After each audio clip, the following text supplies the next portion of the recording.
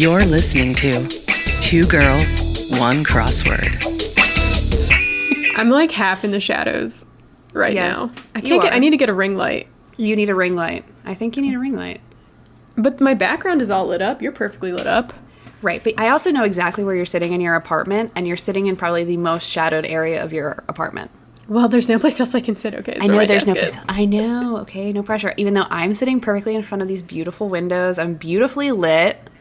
You know, well, it's a great day in the neighborhood. We can't all be fucking perfect. All right, should we get started? We should get started. Welcome, welcome. You're listening to Two Girls, One Crossword. I'm Chelsea. I'm Grace. We're the Good Evening Girls, and this is everyone's favorite weekly Podword Crosscast. Woo! We're back with another week of crossword reviews. Some laughs, I hope. One or two laughs, I will not too not many. Be laughing. Right. I mean, before we hop into anything, I'm just going to do a quick little, if you hear my dog going around, I have a dog. And if you're watching, you can see his little head. And you can see his little shaved ear because we've had a little vet emergency the past week. And not that anybody was looking for an update on my couch situation that I was talking about last episode. But yes, my vet emergency did involve my dog bleeding on my couch, which means I do need to get a new couch. So, well, it's a message from the gods. Thanks, no one Neptune. expected that update soon. So here we are. All right. Should we jump right into our heights and shites? Let's go into the heights and shites. Where should we start? I didn't do too many crosswords because of the vet thing. I did 4 crosswords this week, which is still pretty good. Wow. I know. How does it feel to be dumb? I hate being dumb. I want to be dumber, actually. So I wish. Ignorance is bliss, baby. Right? Must be nice. Maybe we could start with crossword news. Sure. Yeah? Take it away. Take it away. I don't know what you're about to say. I want to pitch Lollapuzzoola to everybody. Oh, right. Okay. So for those of you who don't know, Lollapuzzoola is a crossword tournament. And actually this year is the 13th annual Lollapuzzoola happening virtual. I think it's its first virtual edition. Yeah, it's spooky. And it's happening on Saturday, August 15th from 1 to 7 p.m. If you're interested in being involved in the crossword tournament, you can head to bemoresmarter.com. That's where you can get information on it.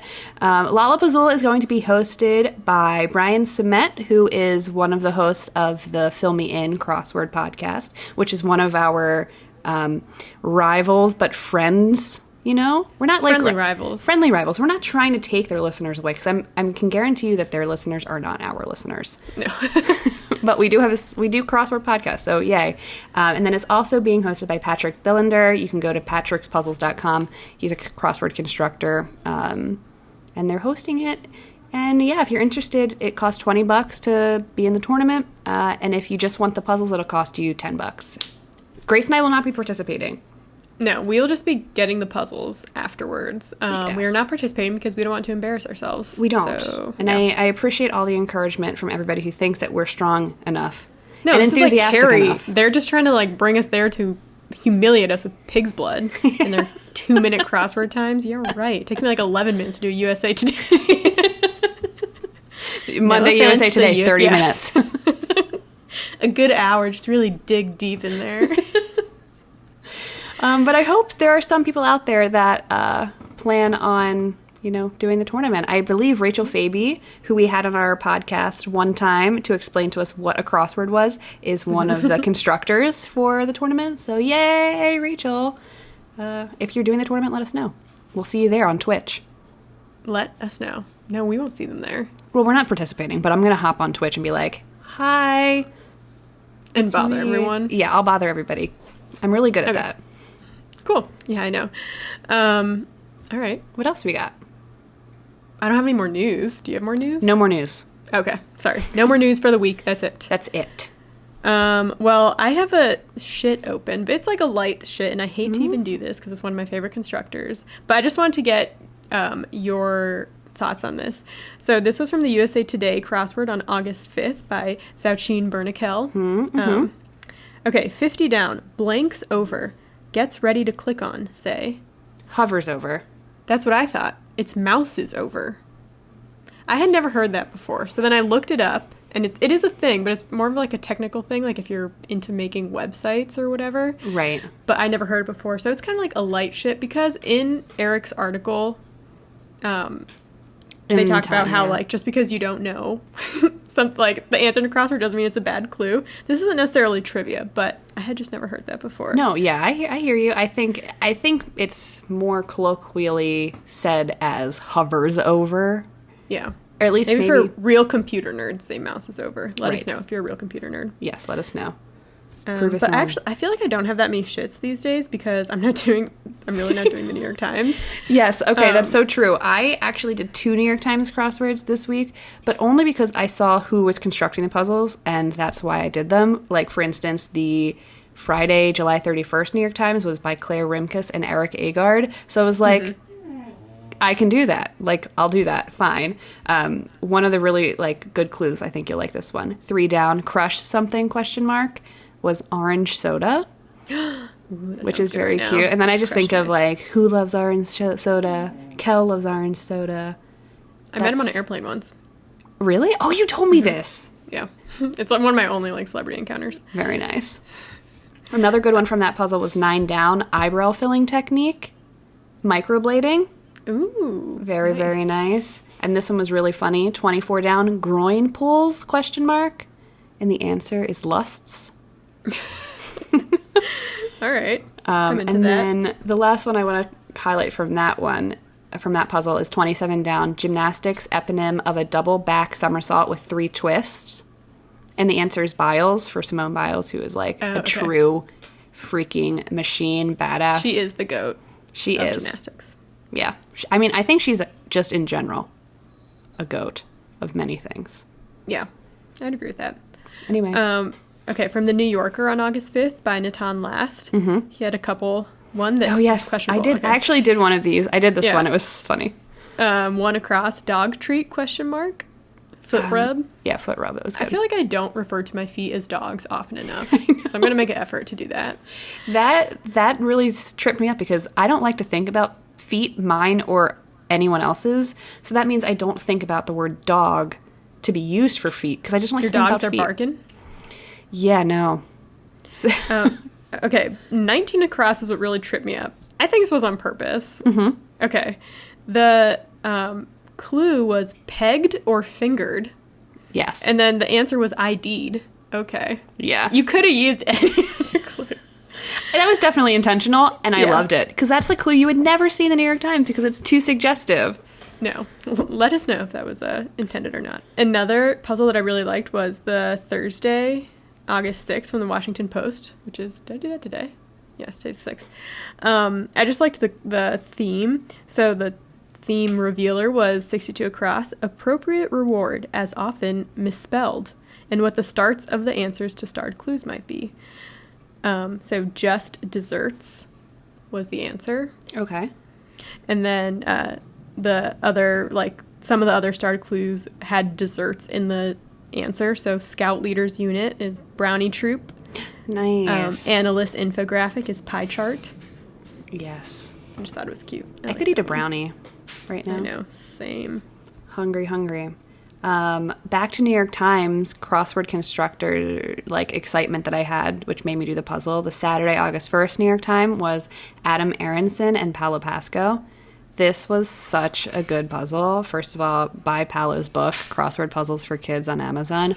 Also, like I said, the puzzle was really good, but I have a bone to pick about the opener and closer. Like, truly some really tricky proper nouns that I think if we had done this together, you and I would have been completely effed.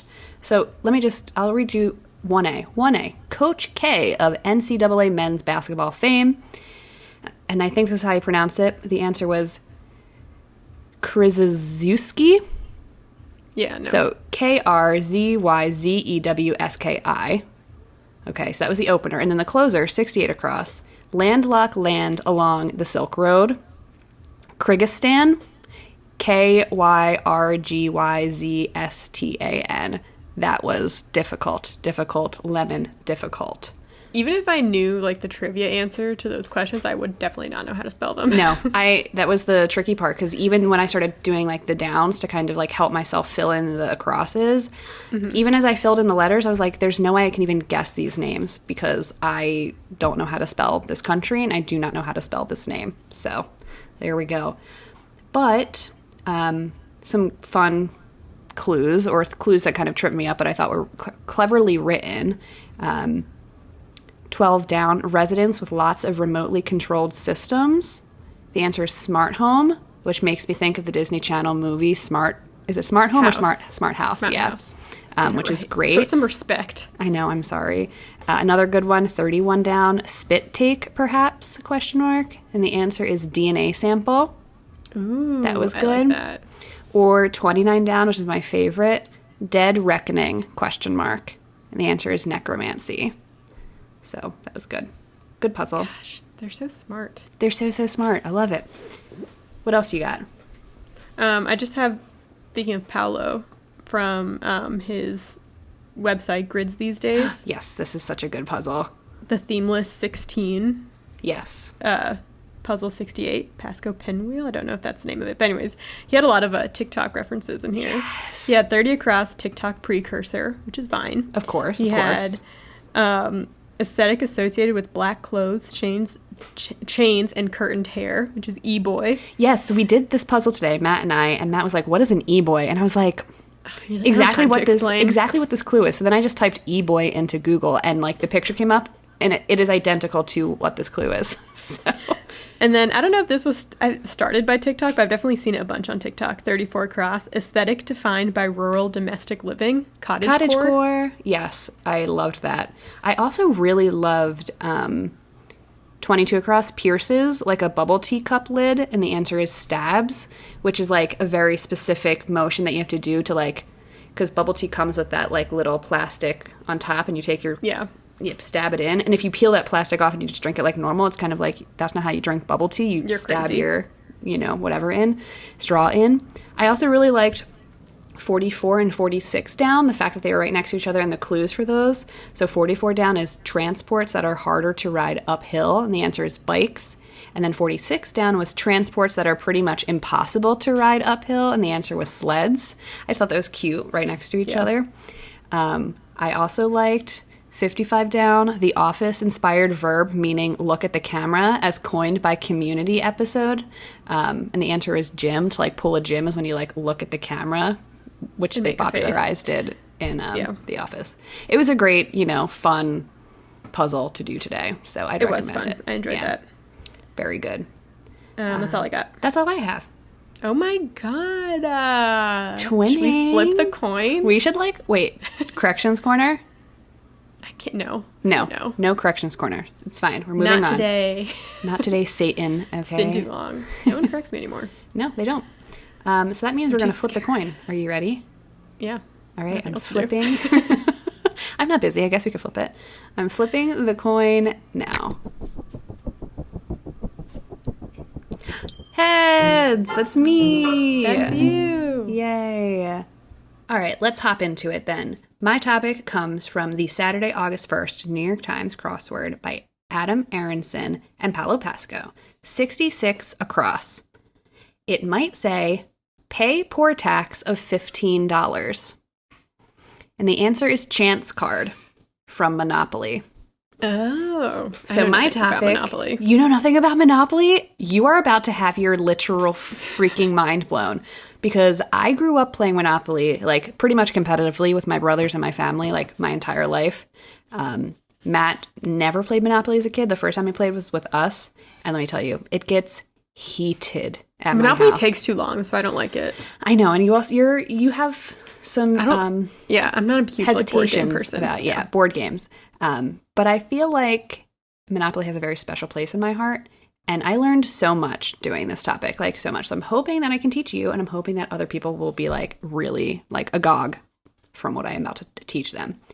Most people know that Monopoly is a board game, and if you don't know, it is a board game, okay?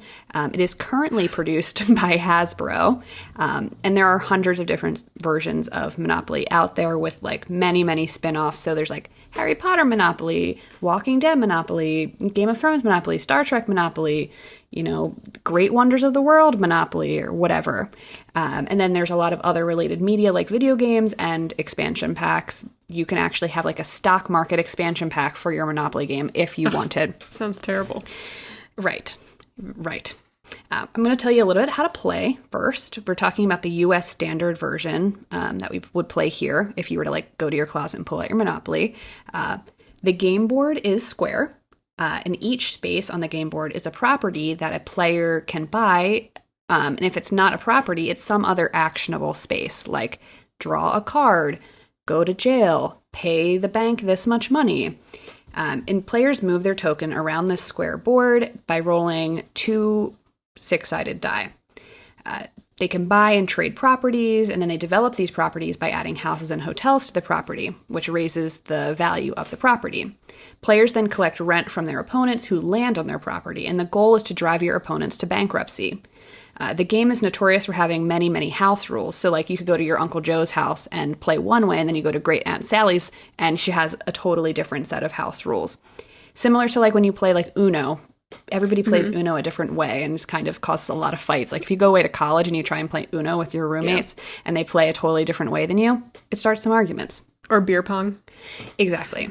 One of the most common house rules, and we use this at my house, is the free parking jackpot rule, where like all the money collected from income tax, luxury tax, chance, and community closet, community chest cards, they go into the center of the board instead of going to the bank. And then if you land on free parking, you get that money from the center of the board. So it's like a little bonus. So Monopoly as we know it has been around since 1935 and has since been licensed in more than 103 countries and printed in more than 37 languages. It's a massive international phenomenon. And I would say like most Americans have played Monopoly at one point in their life. And a lot of Americans could probably, like if you were to pull out the game right now, everyone could just start playing. They don't need to like know the rules because everyone has played Monopoly and it's kind of like this household family thing. If I were to pull Monopoly out right now and you were willing to play, would you know the rules or would you have to be explained the rules? No, I would have to explain. I played like as a child briefly, but I really didn't like it. Yeah. No, I definitely would need a refresh. Very nice. Thanks, family. It's totally fine. Like I just grew up playing Monopoly so much, so when I meet people that haven't like played Monopoly as much as I have, I'm kind of like, huh? This is like the game that we played. Like this is the thing that made us so cutthroat. No, we'd like Life and Clue. I loved Clue as well, but we played Monopoly more. And it's probably because my dad loved Monopoly so much and he loved cheating. He was the banker and he'd always cheat. So where did Monopoly all begin, right? It was once widely believed that a man named Charles Darrow invented the game in the 30s at the height of the Great Depression. He was like this down on his luck kind of guy, poor, out of work. The story goes that Charles Darrow and his wife were having dinner with their friends, Charles and Olive Todd.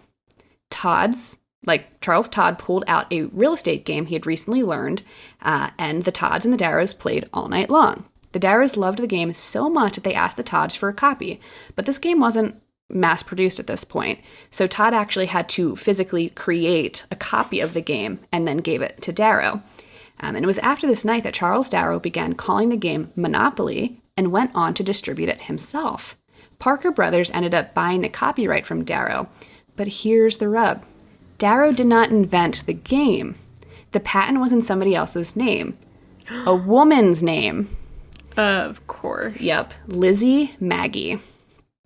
Okay. What a name. 2 first names and they're both nicknames. It's great, right? Yeah. So who is Lizzie Maggie? Lizzie Maggie was born in Macomb, Illinois in 1866. She was a game designer, inventor, writer, feminist, abolitionist, anti-monopolist, and Georgist. I love her. I love her. Okay, so if you don't know, Georgism, and this is a definition from Wikipedia. because it was the easiest to like comprehend. So Georgism is an economic perspective that instead of taxing income or other sources, the government should create a universal land tax based on the usefulness, size, and location of the land. Then, after funding the government, the leftover money would be distributed to the people. Georgism was supported by many progressive political leaders in the early 1900s because they believed it motivated people to cultivate land, it redistributed wealth to people of low socioeconomic standing, it kind of got rid of this idea that landowners or landlords held the power and monetary value of the land that citizens used, and it let people own all the value and benefits of their creation. Georgism as a philosophy was inspired by an American economist, Henry George, hence the name. He promoted this idea of a single tax on land. Single tax basically meant that people should own the value they produce themselves, but that the economic value derived from the land, such as like natural resources, should belong equally to all members of society. And this guy, Henry George, argued that this would reform society and the economy like overall. So this belief in the philosophy of Georgism was actually the basis of the game invented by Lizzie Maggie, a game that she actually called the Landlord's Game. Interesting. So this is like a leftist political game we're talking about here. Interesting. What happened? Because now Monopoly is just this like horrible game that glorifies capitalism. Yeah. What went wrong, right? A little bit more about Maggie. She worked as a stenographer for a time. She also wrote poetry, short stories. She even appeared in plays. Like I said, she was an inventor. In 1893, she patented her first invention, which was like a gadget that could feed different sizes of paper into a typewriter, which allowed for more type. I need one of those. You do, I know. It would allow more type to be on like a single sheet of paper. So she kind of like revolutionized typewriting. Yay. She was also like I said, a feminist, and she was a Georgist and an anti-monopolist. She was really into politics. She knew that the problems of the new century were so vast, and like income inequalities were so large, and the power of the monopolists were so great. It's kind of like, it's impossible for this unmarried woman to like do anything that would change society, right? She was a stenographer. She worked for $10 a week, unmarried, a woman. With radical thoughts. Like, nothing she does can change the way people think, right? She was like, no, I can do this. I can, like, make actionable change in my community.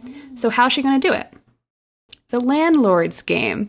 So by the early 1900s, board games were super common in, middle-class houses. Inventors were also realizing that games were not just, like, a pastime, but as a way to kind of communicate their ideology, like, at large. Yeah, and like Candyland. Exactly, like Candyland. Yeah, and Yahtzee. In 1904, Maggie received a patent for her game called the Landlord's Game. And according to Maggie, the Landlord Game is, quote, a practical demonstration of the present system of land grabbing with all its usual outcomes and consequences. It might well have been called the game of life, as it contains all the elements of success and failure in the real world, and the object is the same as the human race in general seems to have, i.e., the acclamation of wealth, end quote. She went on to say, quote, in a short time, I hope a very short time, men and women will discover that they are poor because Carnegie and Rockefeller, they have more than they know what to do with. So yes, eat the rich. Oh my gosh, she's way ahead of her time. Right? Eat the rich. The Landlord's Game is eerily similar to the standardized Monopoly of today. It's a square board with 9 rectangular squares on each side, set between corners labeled things like go to jail or public park. Players would then circle the board, buying up railroads and property, collecting money, and paying rent. A major difference. Maggie made up 2 sets of rules that you could play by. The monopolist rules or the anti-monopolist rules. Ooh, I want to play by the anti-monopolist rules. Yes, right? So the monopolist goal was to create industries, monopolies, win by forcing others out of their industries, essentially crush your opponents, like, at all cost. And then the anti-monopolist rules or goal was to create products and interact with your opponents where all players were rewarded when wealth was created. A couple things that Maggie's game had that our, standardized version now does not have. There is these absolute necessity spaces where you could pick up goods like food and shelter. Franchise spaces, which offered services such as water and light. Gamers would actually have to perform labor to earn their wages as well as, collect rent from their properties. And then every time players passed Mother Earth instead of Go, they were, quote, supposed to have performed so much labor upon Mother Earth that they received $100 in wages. Universal income, anyone? Very interesting.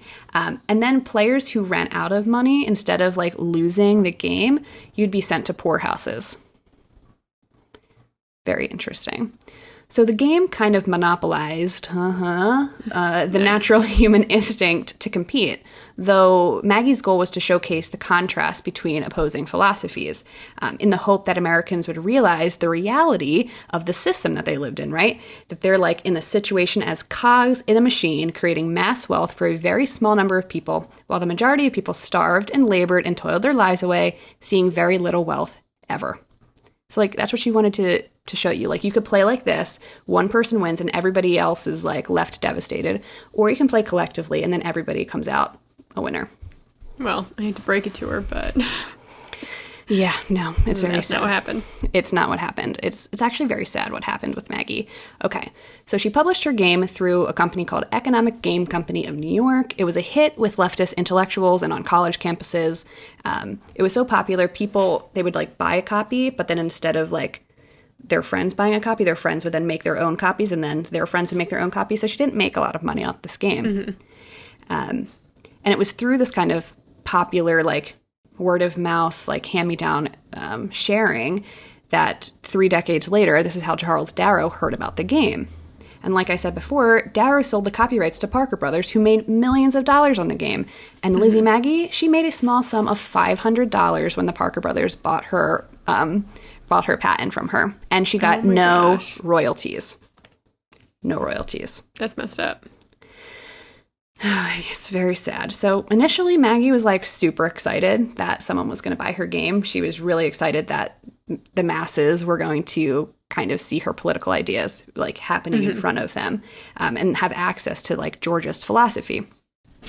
She soon realized, however, that Parker Brothers and Darrow had kind of stripped her game away of any leftist political opinions and strictly published the monopolist version of the game, which to Maggie defeated the entire purpose of the game. According to a Washington Evening Star article at the time, the new version of the game was a massive success. Quote, it went over with a bang, but not for Miss Phillips, nee Maggie. At this point, she had gotten married. Probably, if one counts the lawyers, printers, and patent office fees used up in developing it, the game has cost her more than she ever made of it. So, it cost her more to make the game than she ever received in terms of money. She went on to develop more board games. They all basically faded into obscurity. She pretty much faded into obscurity as well. She worked a couple jobs. She worked for the Department of Education, and everyone she worked with kind of knew her as that old woman who talks about inventing board games. But outside of that, nobody really knew much about her history or what she had done. And she passed away in 1948 without her story having ever been told, which is very sad. Yeah. In 1973, there was a man named Ralph Anspach. He was a left-wing academic at a university in California. I can't remember which one. Mm-hmm. He created an anti-monopoly game with his intent to kind of show that monopolies are bad. He was under a legal attack from Parker Brothers at the time because Parker Brothers was we have this really successful game called Monopoly, and this asshole leftist is making an anti-monopoly game. We need to shut it down. Mm-hmm. And so while Anspach was dealing with this, legal situation, he learned about Lizzie Maggie's involvement with the creation of Monopoly. He researched her story with the hope of undermining Parker Brothers' claim to her intellectual property. The case lasted a full decade, but Anspach actually ended up prevailing and cementing Maggie's involvement with the creation of Monopoly. It confirmed her undisputed role with the invention of the game, and it built up an incredible archive of material documenting her involvement, which is really exciting for her. But here's the sad part. Even though, it is, legally Maggie, who invented Monopoly. As of 2015, Hasbro, who is the current parent company of Parker Brothers, still did not acknowledge her involvement. When The Guardian asked for a statement on Lizzie Maggie's involvement with the creation of Monopoly, Hasbro replied with, quote, Hasbro credits the official Monopoly game produced and played today to Charles Darrow. So still, Lizzie Magie is like basically an obscure household name, whereas Charles Darrow became the first millionaire game designer in history. Oh my gosh, that's so ironic. Not only did they steal her stuff too, they also like changed the whole point of it. Exactly, right. So like what else is there to talk about now that we've gone through all that depressing stuff? Like once again, a man reaps the rewards for a woman's invention, right? Not to mention bastardizing the entire political concept behind the original game. A couple questions. Would America be totally different had Maggie's dual-ruled game be released instead of the version that glorifies the pursuit of mass wealth, the wealthiest 1%, the monopolization of industry, and then crippling and crushing the remaining 99%? You're asking me? I don't know. I don't know. I'm just saying. I doubt it, though. There's too much like competitiveness. I mean, there's a reason why they probably decided to go with the Monopoly version of it, because they knew that that's what would sell. Right. I do have to say that I think her political standing, her political points of views and her philosophy are super relevant to this day and age. And it's so interesting to think of how our society obviously is a very capitalist society, and how we're kind of taught like money is more important and success is based off of like your monetary value. And I mean, we grew up playing Monopoly. Like we were indoctrinated from such a young age to think about like, how do we crush our opponents? You know? Not me. That's why I'm so well-rounded. It is. That's why she really, she gives all her money away. True. So I would be interested in playing Monopoly with both sets of rules just to see how they go. I actually really like collaborative board games. I think they're much more fun than competitive board games, also because I have anxiety. So when you're playing a competitive board game, it's too much anxiety for me. Whereas if you're playing together with everybody and you're all trying to solve one problem together, it's much more relaxed. You know, no, I agree much with that. more fun. Yeah, I'd rather collaborate. Does someone like print out someone should have a set of rules for how to play anti-Monopoly on a Monopoly board. I think we could actually Google that and find it online. Yeah. Yes. I think you can actually buy that Anschbach's game, the anti-Monopoly game that he created in the 70s. Oh, okay. I mean, I still don't want to play, so don't get your hopes up. I don't have that kind of time. But in theory, I support it. Yeah, she'll say, good for you. I'm not joining you. I'm going to round off my section with some random Monopoly facts that I think are fun. Okay. In 2018, a Southeast Asian Hasbro managing director announced that they're opening a Monopoly Mansion hotel, which is going to be a 5-star, 225-room hotel in Kuala Lumpur with like a 20s Gatsby vibe. It was supposed... Right? Like, let's go stay at Park Place Room. I don't know. It was supposed to open in 2019, but it seems to not have opened, although you can visit their website, sign up for their newsletter, and get updates, okay? So this things always take longer than you originally planned. I know. They really do. So why do they put, like, a date on it until they actually know for sure? Yeah. Okay. Nobody expected to be in a pandemic right now. So there's that. Okay, how about this? You probably don't know because you're not familiar with the game, but Marvin Gardens is one of the properties that you can land on in Monopoly. It's the last yellow Monopoly property, and it's spelled with an I in the game, Marvin Gardens with an I. And it's actually a misspelling of the real location's name because the whole board is based off of Atlantic City, which I didn't know if you knew that. But there is an actual Marvin Gardens in Atlantic City spelled with an E. And the misspelling, we actually have to thank Charles and Olive Todd, who used their board game and then created a copy. And in the copying of their board game, they spelled Marvin Gardens wrong. And that version is the version that Darrow sold to Parker Brothers. And that's why we have that misspelling to this day. Very fun. Human error. The UK version of the game, all the American locations were replaced with British locations. Go figure. Whereas in other countries, that's not the case. They just keep the American locations. For instance, Boardwalk and Park Place are 2 locations in the US standard version, but in the UK standard version, they're replaced with Park Lane and Mayfair. Very nice. They have to have their own things over there. They do. They're still bitter. They are. They hate us. This is my favorite fact. During World War II, as you know, a lot of British people, or a lot of people in general, were, captured as prisoners of war.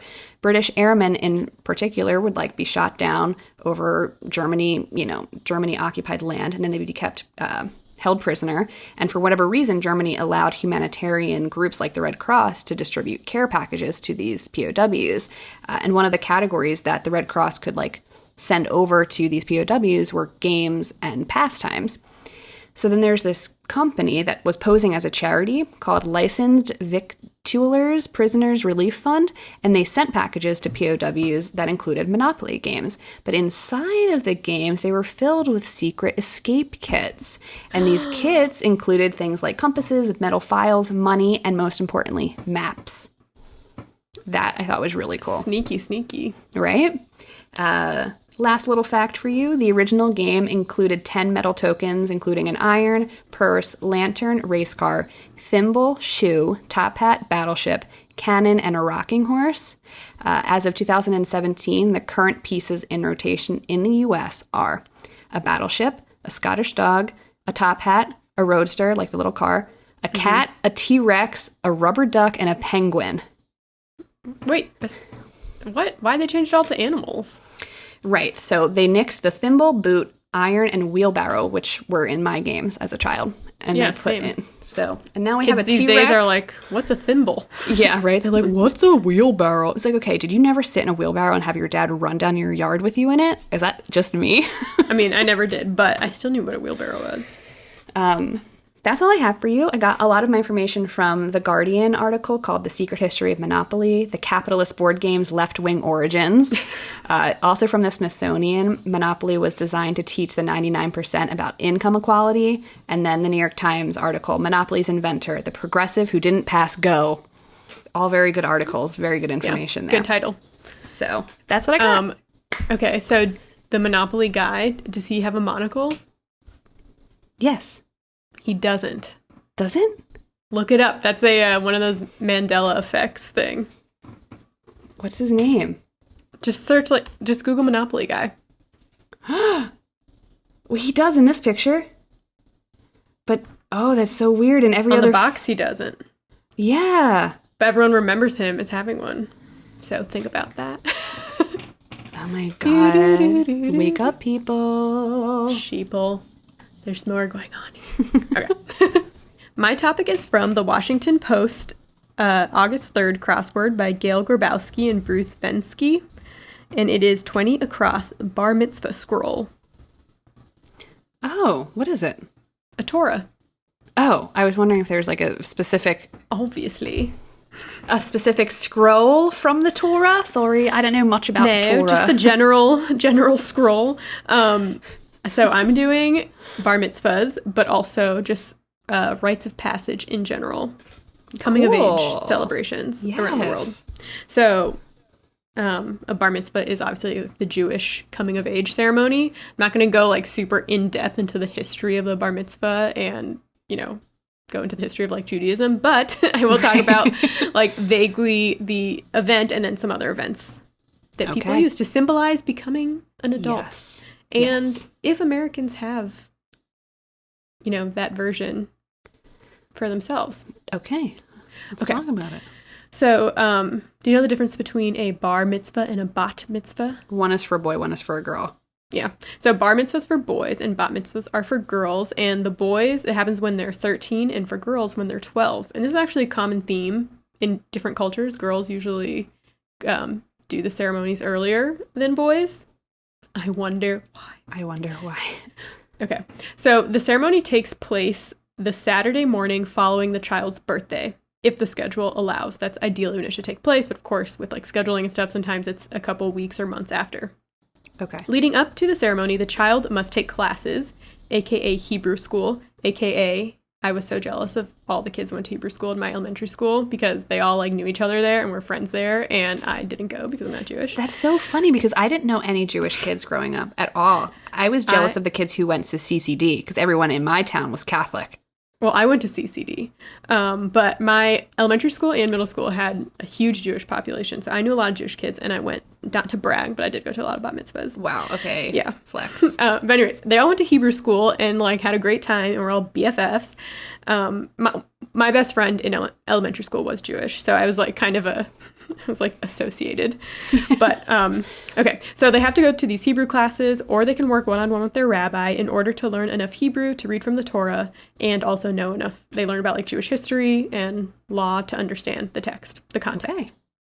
Okay, so the ceremony varies for everyone. Like there are obviously different branches of Judaism, and in different communities it changes, but typically it consists of a blessing, a Torah reading, partially done by the child. So usually the child will like come in and do the last bit, and it's in Hebrew. A short talk given by the child, like a little speech, and then cute. I know, I remember those. And then another speech by either the parents or the rabbi, saying how proud they are of their kid and all that good stuff. Okay. And then that's like the ceremony, but then it's party time. And this was like the thing to do. This was like in 6th grade when all the bat mitzvahs were going on. You got to get like dressed up, and like you thought you looked so good, like no one could tell you anything, but you had braces and like the little wireframe glasses. But this was like, I mean, these parties are huge. They can be. It's almost like a wedding, essentially. Right. So obviously, when you're that age, it's like a huge deal. I loved going to them. Yeah. They were so much fun, but it does make me laugh because all my friends, they would get like professional like photos done. But that is the worst age, I think, to do a photo shoot. Like 13, I hate looking at 12, photos 13. of myself. You're going through something dramatic and traumatic at that time, physically. No, you're like, your body should not be recorded in that way, printed out. No. And these are living on someone's mantelpiece for the rest of time, so. Oh, yeah, for sure. And everyone has braces at that time. Yeah. That is everyone, brace time. Okay, so the ceremony varies for everyone, but, the party also varies for everyone, but typically it's kind of like a wedding. Like the MC introduces all the family members, and then they finally introduce the bar mitzvahed child, and they have like a, grand entrance. And then they change into like a different dress for the party. So they often have themes, okay? And the themes are everywhere. Like my best friend, her theme was starring Sarah. So it was like Hollywood themed, but then like all the goodie bags are, I mean, it's amazing. The lengths that these parents go. Right. And then there is a candle lighting ceremony, usually 13 candles for their age. They're 13. Okay. And the traditional order is 1 is a memory candle for those who've passed away. 2 is for great-grandparents. 3 is for grandparents. The 4th is for aunts. The 5th is for uncles. The 6th is for cousins. The 7 is for friends of the parents. The 8 is for the child's friends, me. The 9 is for siblings. 10 is for parents. And then the 11th is the bar mitzvah child. And then the 12th is like the lucky one, I believe. But anyways, that can change. Like you can make whatever you want, but usually like the bar mitzvah child will / adult will like read a poem or a little something about everyone who comes up and lights a candle. Cute. It's very nice. Before everyone sits down to dinner, a family member will recite the traditional hamatzi, which is a prayer and a blessing. The eldest member of the family recites the hamatzi over challah bread, honoring God as well as the child being celebrated, and then the challah is then sliced and passed around to share. Yum. Oh, God. But the oldest member of the family, the eldest member, gets to do that. Okay, so after eating, it's tradition to have a dance with the parent. So the boys will dance with their moms and the girls will dance with their dads, followed by a lot more dancing. Yeah, exactly. Followed by a lot more dancing. So most people know of the hora, which is like the one where you're all holding hands and you're dancing in a circle. And that's also the one where people are hoisted up on chairs. So the lifting of the chair represents being closer to a spiritual place. And it also symbolizes people not being able to do anything without the support of others.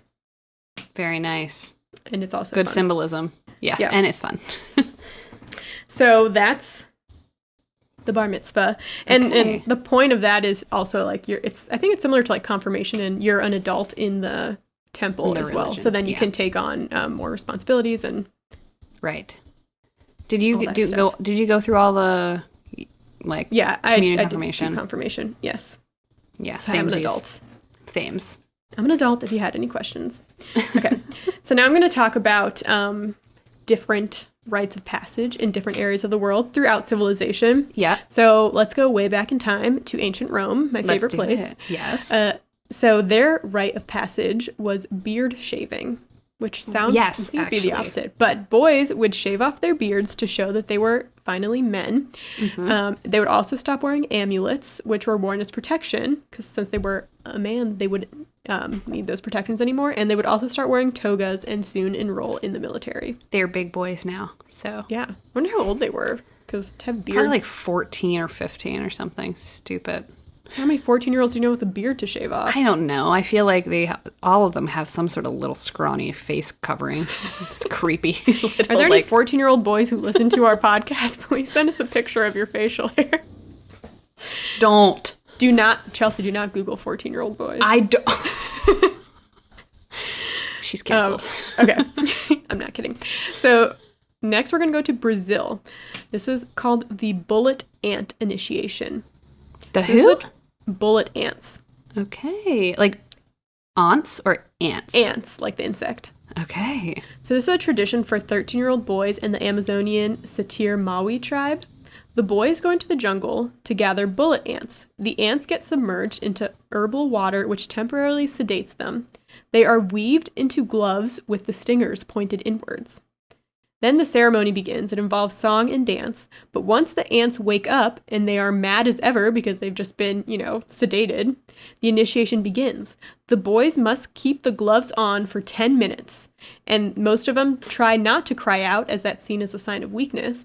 And they have to do this around 20 times over the span of a few months before they are let into the tribe as men.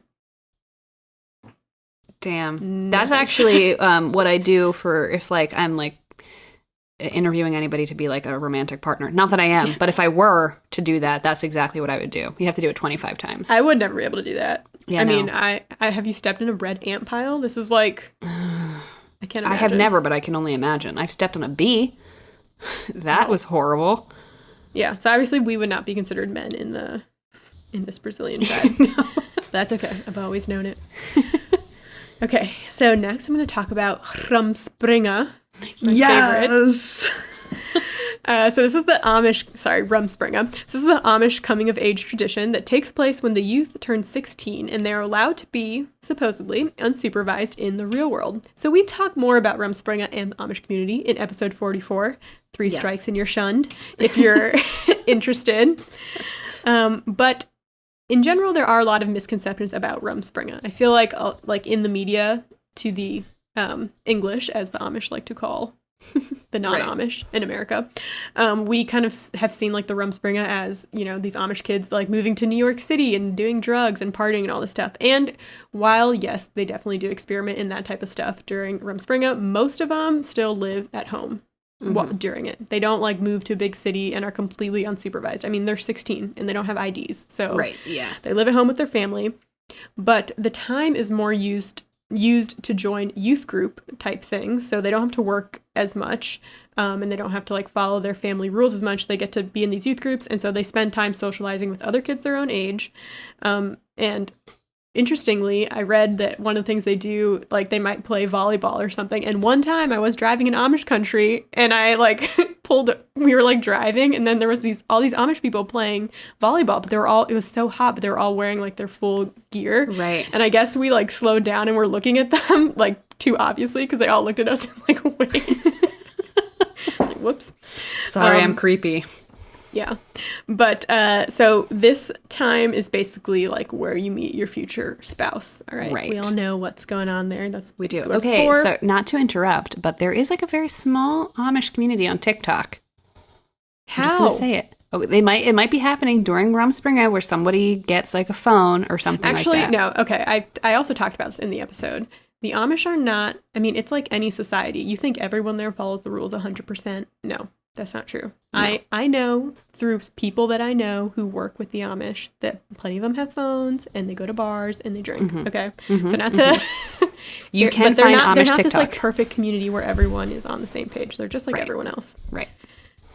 Okay, so at the end of Rumspringa, the teens are given a choice to join the Amish community for good as adults or leave. Again, we talk more about how much of a realistic choice this actually is for a 16-year-old who doesn't know anything about the real world in episode 44. So check that out. Listen to it. It's so good. Yeah. It's one of our good, like, better episodes. Grace did a one of great our job. goodest. Our goodest.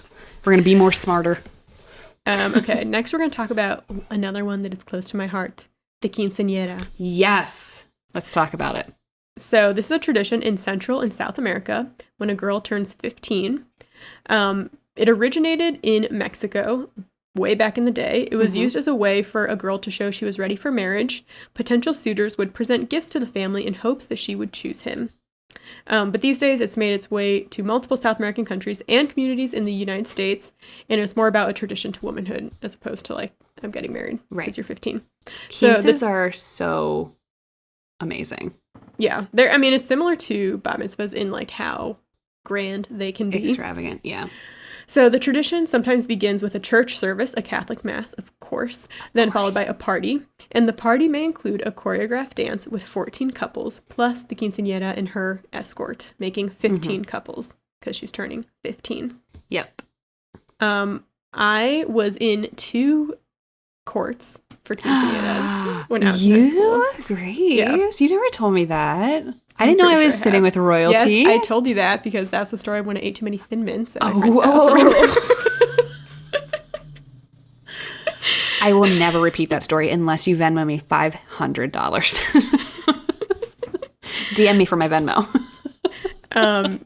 Yeah, anyways, I did not have a quinceañera. My mom gave my sister and I the choice. We could have one or we could go to Spain to visit family. And we both chose to go to Spain. At that age, having a party all about me where I had to dance, no, I never would have. Never.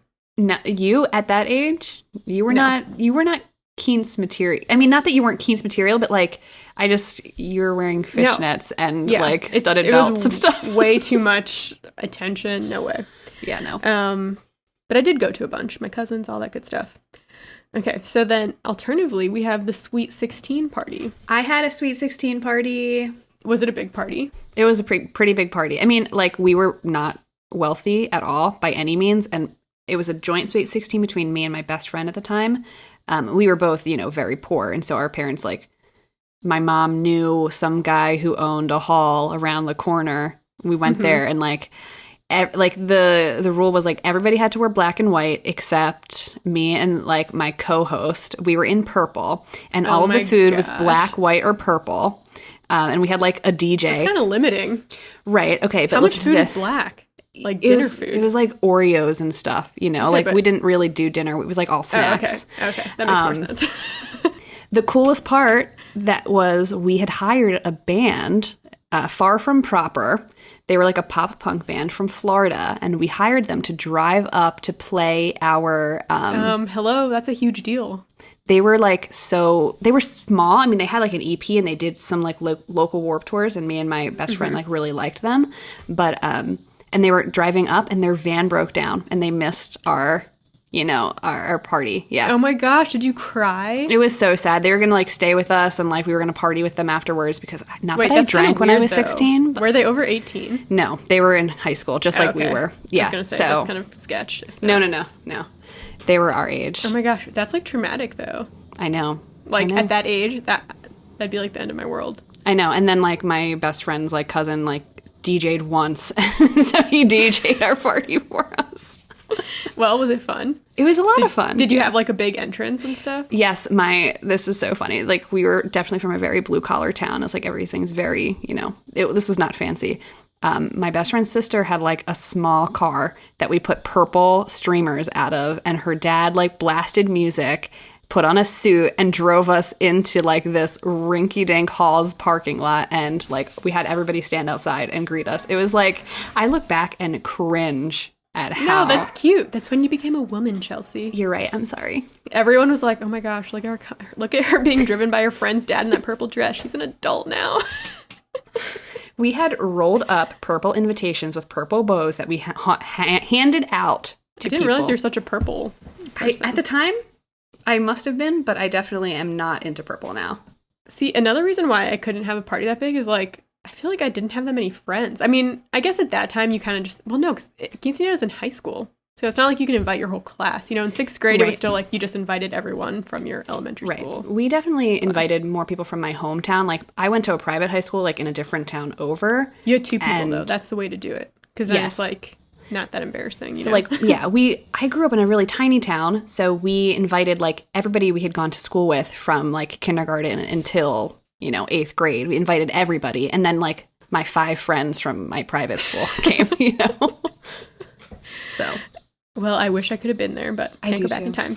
Anyway, so the Sweet 16 is popular in the U.S. and Canada. It's not really as steeped in tradition as these other not at all things, but the only thing I could find is like 16 is when you get your driver's license, so maybe that's what makes you an adult, gives you some independence.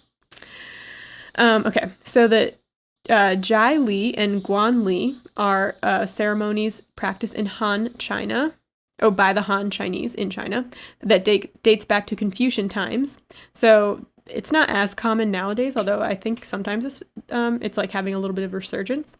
So Jai Lin is for girls and Guan Li is for boys.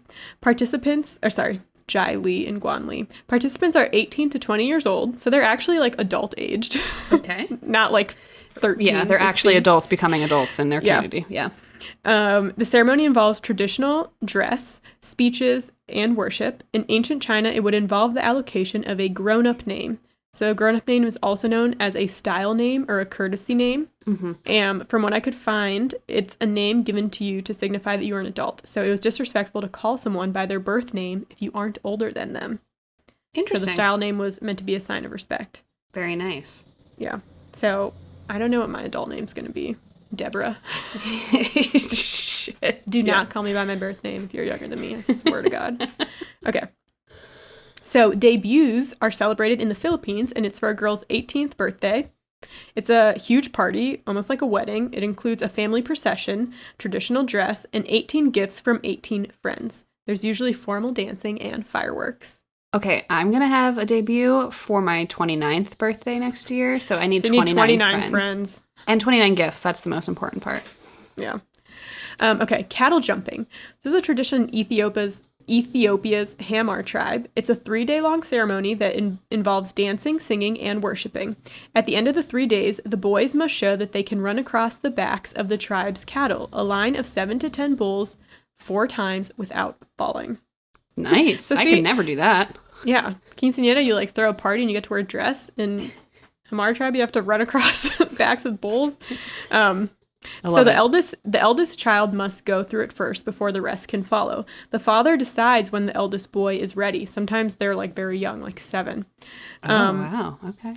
But I think usually they're like 13, 14. So he presents the boy a short stick, and the boy has to travel to his relatives' houses with the stick, so then they know what's up, and he tells them the ceremony, when the ceremony is going to take place. But since they don't use calendars, the boy gives them a rope marked with the number of days until the ceremony. Every day, the relatives cut off a piece of rope until the day of the ritual. Nice. Okay. Seijin Nohai. This is a tradition in Japan that takes place on the second Monday in January. It means coming of age festival. It is for all genders who have turned 20. They wear traditional style kimonos and attend ceremonies at local city offices where they listen to official speeches and receive gifts. It's very official. But then they have like after parties at families' houses. Oh, I love it. The tradition for the party. I'll do it. I'll do it all for the party. The tradition started 1,200 years ago. And 20 is said in Japanese culture to represent the age when the youth become mature, contributing members of society. It's also the age they get to vote and drink. So they like really have a lot to celebrate at that age. Yeah, that is like an important age, I guess. Yeah. Here we're all messed up where it's like 18, 21, you can vote, but you can't drink. You can't rent a car until you're 25, but you can go die in a war at 18. Yeah. Thumbs up. I was actually thinking about like how it's weird the drinking age is 21, but I'm like, actually, with how things are going now, I don't think we can be trusted with anything lower than that. Let's do another prohibition. Okay. So the Vanuatu coming of age tradition, it's called land divers. This is like one of the craziest ones. Oh. So Vanuatu is an island in the middle of the South Pacific. Young boys come of age by jumping off a 98-foot tall tower with a bungee-like vine tied to their ankles. just barely preventing them from hitting the ground. But here's the catch. Unlike a bungee cord, the vines have no elasticity. So any miscalculation of the vine's length could lead to death, or broken bones at least. Oh, sorry. I would just pass on that one. Be like, I'll stay a child. I'll stay a child, thank you. The boys begin jumping from smaller towers at the age of 7 to 8. In their first dives, their mothers will hold an item representing their childhood, and after the jump, the item will be thrown away. Wow. That is like, could you imagine like at my Sweet 16, say? Yeah.